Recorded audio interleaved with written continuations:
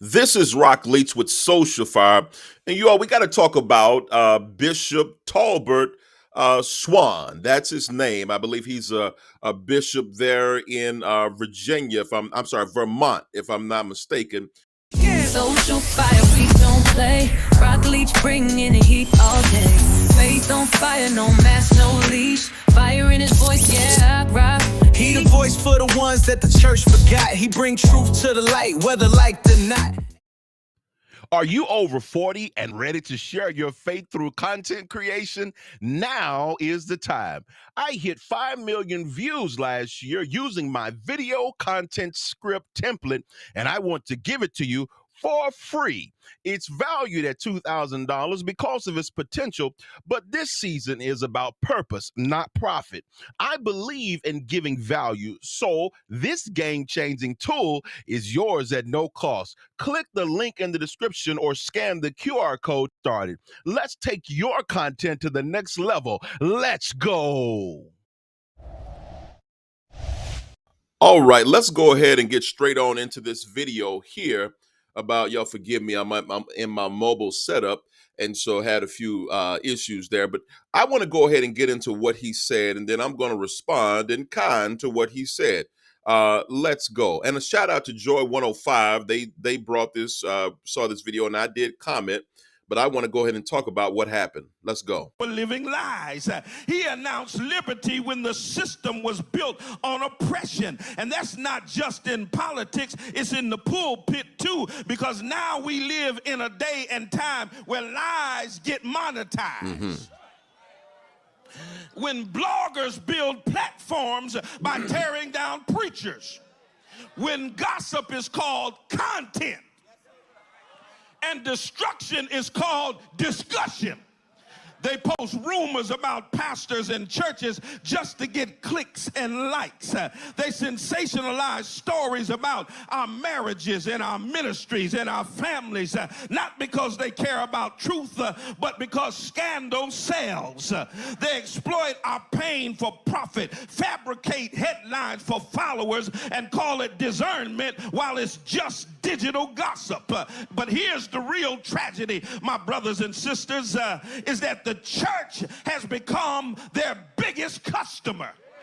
Okay, we're gonna talk about that. I'm glad you're saying all that you're saying, but we're gonna talk about this because we got to get into it. But okay, keep going, keep going. See, it's not the atheists keeping the gossip blogs alive. It's the saints who can't scroll past the mess.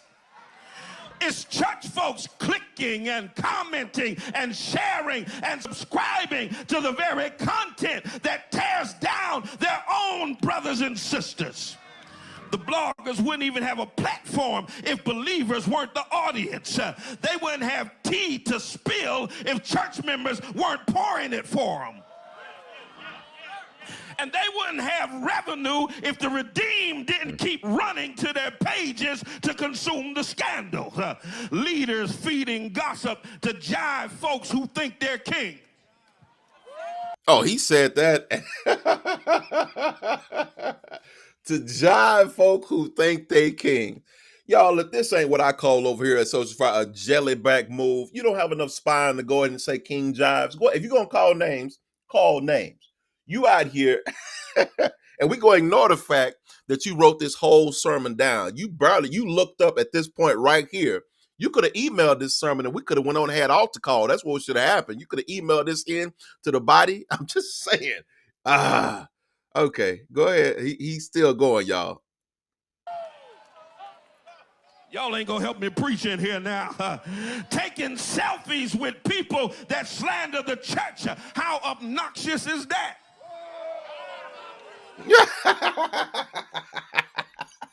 How obnoxious is that? We all know you talking about William McCrae. And y'all, this is pitiful. And you hear everybody in the background. I want you to hear them oohs and ahs back there from them pastors that's behind him. How obnoxious is that? Listen to him. Obnoxious is that? Running to Okay, let's keep going. Find out what was reported to them. How shameful it is when the redeemed become reporters of ruin, when the blood-bought become the broadcasters of betrayal, when those who should be praying are the ones promoting the pain of others. See, my brothers and sisters, we're not called to be co-conspirators in the enemy's smear campaigns. We're not called to tear down our house for entertainment. The Bible said, if a brother be overtaken in a fault, ye which are spiritual ought to restore such a one in the spirit of meekness, considering your own self, lest you also... Will you look up at the people? Will you please look up at the people? I'm going to go ahead and say this. This is not just because it's him, but preachers, if you have written your sermon down, and I get it, some of you are manuscript preachers, going to write it down and stuff like that, but don't just read, look up at the people. If those are your words, you should know what you wrote. Look up at the folk. He looking straight down the whole time. I mean, we could just get this. You could have read this and emailed it to everybody. I'm just saying but anyway, that's not just him. I just have an issue when preachers do this, like this. I don't, develop your craft. And if he's a bishop, he should be better at this presentation. I understand looking down, but you know what you're going to see. Look up and talk to the people. Man, you are reading this entire sermon. Be tempted. That means if you're truly spiritual, you don't share the scandal. You hear that manipulation? If you're truly spiritual, you don't share the scandal. Oh, I got so much to say right there. Let's go. You share in their sorrow. You don't screenshot the story, but you stand in the gap. You don't gossip about their fall, but you pray for their restoration. Man, because the look up. same God who covered you when you were wrong expects you to cover somebody else when they're wounded. Now, let me go ahead and deal with this because I can't take no more listening to him, because we've got a problem here because he's getting into that touch not mine anointed, that untouchable culture. If you're spiritual, you wouldn't talk about it. What in the world? Y'all, that's not biblical. Here at Social Fire, since we've been doing this, we've been doing it for a little while, we've noticed a pattern of corruption that goes on in the body of Christ, regardless to race. That whole untouchable culture, that accuser of the brethren accusation and that gossip label is not just something in the Black community. It's in the church community, culturally across the board with all races. That's what it is, because it's the same devil doing it, same demon that's doing it.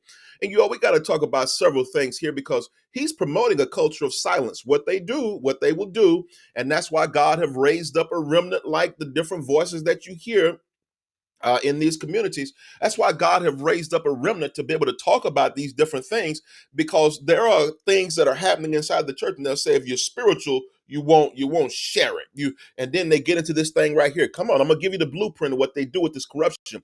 They'll say things like, well, we're going to handle this internally. We're going to handle it internally. We don't talk about our church business outside the church. All that leads to is a cover-up culture. That's all it leads to. How many babies have pastors had that got covered up? We gonna talk about that? How many little children that was abused that got covered up? And the bigger the church is, the more money that they have, they can get you to sign an NDA, and they give you a little check, get you to sign an NDA, and you can't talk about it never. And so this is the crazy stuff that goes on. But this is why God have raised up a remnant, because some folk love their church. They just don't love the corruption, and they become a whistleblower, and they reach out to an outside entity who don't like it as well as they do. And when I say that is this right here. I'm sick and tired of a lot of the foolishness that goes on in church as well. I will call a church, organization, denomination, or whatever to the carpet when they're out of order. Now, the thing that I believe the church got to understand is that when they say gossip and they just start labeling everything as gossip, y'all, that's an easier label than accountability. What they'll do is when they can't discredit what you're saying, when they can't disapprove, rather, what you're saying, they discredit you. That's what they're going to do.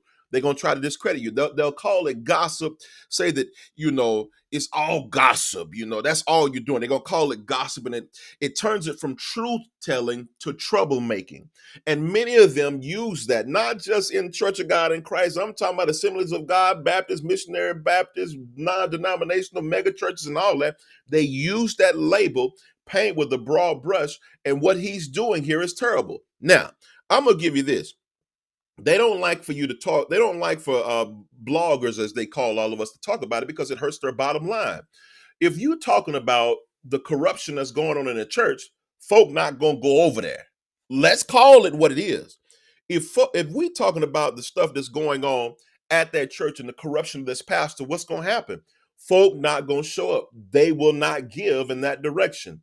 And so many of them, rather than dealing with the true issue of what's going on, they will just label it gossip and call it a demonic attack against them. No, sir, you are the demon. You're the demon. You're the demon to the body. The people you abuse and manipulating. And this is why I believe in reformation, because my definition of reformation is to tear down the things that should have never been built in the first place. Bishop Talbert, Bishop Talbert Swan, because I don't want to be disrespectful, even inadvertently. I don't want to be disrespectful, but I do want to tell you this. I'm calling you out. If you really feel like this, if you really feel the way you're talking, then let's have a conversation. You and I, let's have a conversation. I'm calling you to the table. Yes, I'm calling you out because this is foolishness right here.